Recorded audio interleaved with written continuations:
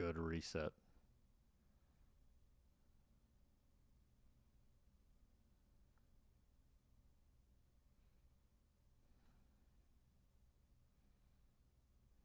Okay, let's back that point up. There's a lot there. Okay, here we go. Okay, so Jansen's serving, and she likes to hit a nice hard serve because she played a lot of singles in her day. So her normal serve is harder and deeper. And then she hits that lift drop, and because she hit such a good deep serve back here, Parenteau is late.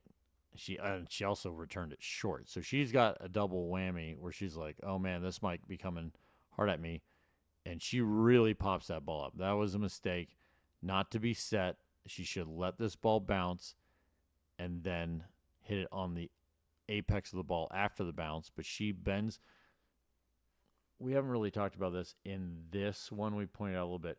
Once you bend at the waist down, you're dead in the water. Your brain will always, no matter how low that ball goes, you're going to try and take it out of the air.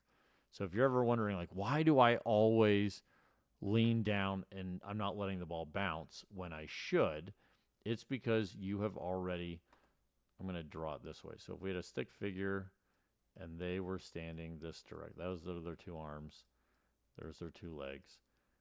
Once this stick figure, I will erase the top part, bends at the waist, doesn't bend the knees.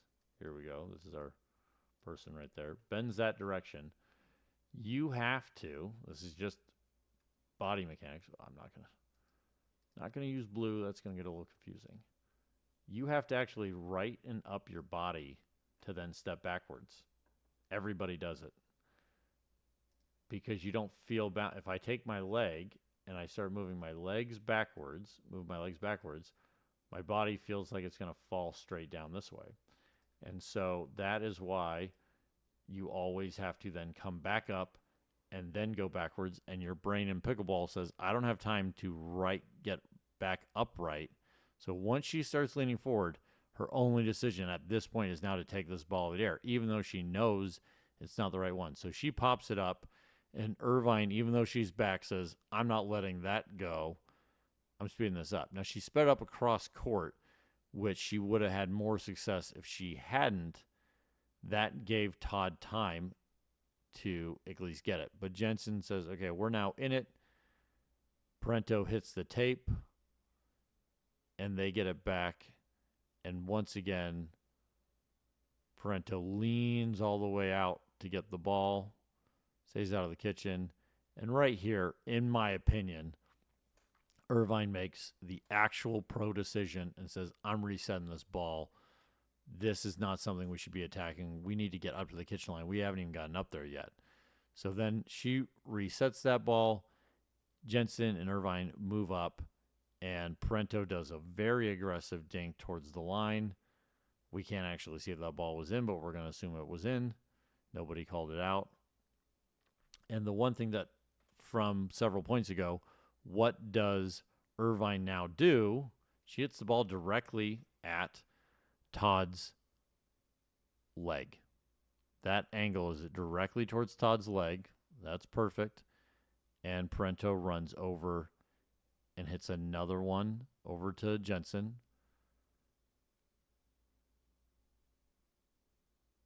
That's a big pop-up. This is what I found a little bit weird is, okay, I just want to point this out. If your teammate is literally off the court where Parenteau is, Todd does a good job getting to here with her left foot. The difference is your teammate's off. You need to be here straddling. You may even, I'm not even kidding you, I would even be comfortable with your right leg here and your left leg here, where you're even cheating it this direction. Why? The reason is, I'm going to erase the yellow and the red. The reason is because the ball is going to come back this direction. What are the odds of the ball getting anywhere over here? Basically slim to none. Okay, so this we're going to mark as an X. Ball's not going to get here. Okay, and we're just going to do this. So if the ball did get to there, where was it most likely going to go? It'd most likely go directly straight forward to there. So we don't need to guard against that. Okay, so if the ball most likely is going to go somewhere in this area between here, I will take this line out. That means where is the ball most likely going to go? That means the ball is most likely going to go here, somewhere in this range. This person's here, it's going to go somewhere in that range. Okay? And therefore, for us to guard against that, as you can see, where do these kind of intersect? Is right here. And very difficult right now for Todd to get that ball. Maybe she could reach it, but you want to put that ball close to the center of your body. So that, with a very messy, lots of lines, I'm going to try and clean this up for you guys. As you can see, that is why Todd should actually be even further to her left.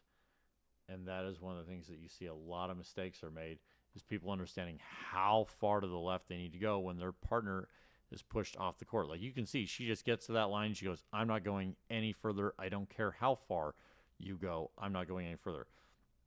Which is also, so she didn't even get far enough to the left, but then does this slide back. I don't understand that slide back, because there's nothing where Jansen has really the benefit of being able to take the ball and go this direction with it. There's almost no ability for Jansen to hit the ball that way, based off of the paddle, it being her backhand, all those things. And so there's maybe a 1% chance or less than a 1% chance that from the trajectory of the ball that Jansen can even hit the ball this direction. Very, very slim. And so that's what we're talking about, is she goes over to an area where nothing about that ball flight, the trajectory, Jansen's backhand, why the ball would want to go to, and I'll say this from Jansen's perspective, Jansen's left, a.k.a. Todd's right. And so by her moving, that's where a lot of problems come in. And she has an amazing partner, but you shouldn't be making your partner do that, of hitting the ball from one line all the way to the next line. How Todd thinks that that ball is her partner's is kind of ridiculous. And hopefully we see some better play on that. Okay, so Parenteau magically gets that ball back, then gets into a drop, and because she's off balance and just trying to make sure she gets it over the net, she hops it, as she does. She hops it, ball floats, and Irvine can smash, and she just lays all the way out with it.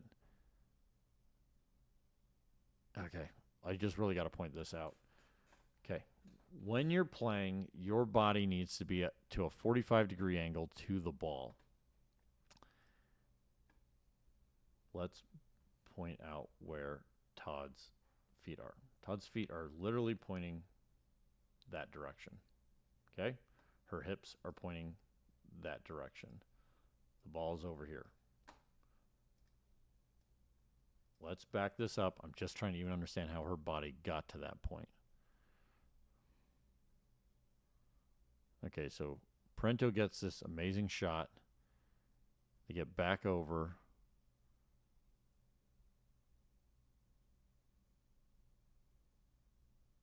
Yeah. This whole turn, she's literally turning the wrong way as she's stepping, and then tries to bring her leg back. She should literally have her left foot. I hope she watches this video. This foot should be back here. Her feet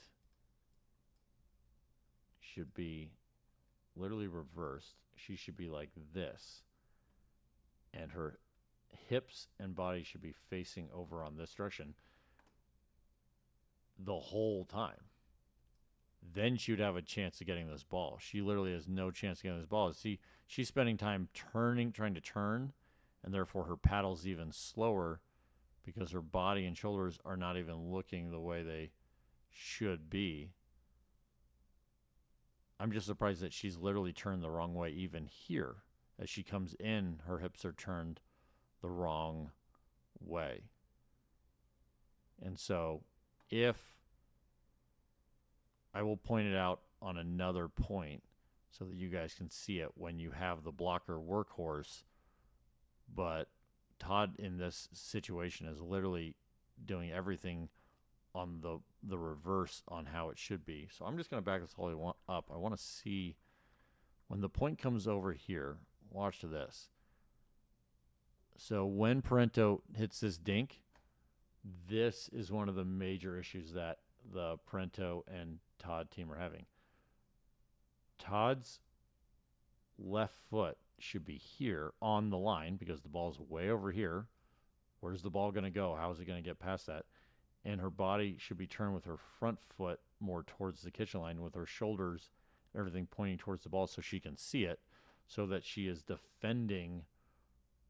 I'll use blue, so that she is defending from this with the backhand and this with the forehand, because right at this moment, all this is Todd's responsibility, and that's why she needs to be able to have her, because she's the workhorse now. Why is she the workhorse? Is because the ball is right here. You and your teammate always choose who's the blocker and who's the workhorse by where you put the ball. And she's not participating in that at all. She's literally standing over here playing singles and guarding her side of the court, which has no relevance to where the ball is at. And you have to always change to what you are guarding. And that's one of the reasons why Parenteau runs over here to get that shot, because she can see that her teammate isn't in the correct body position as she should be.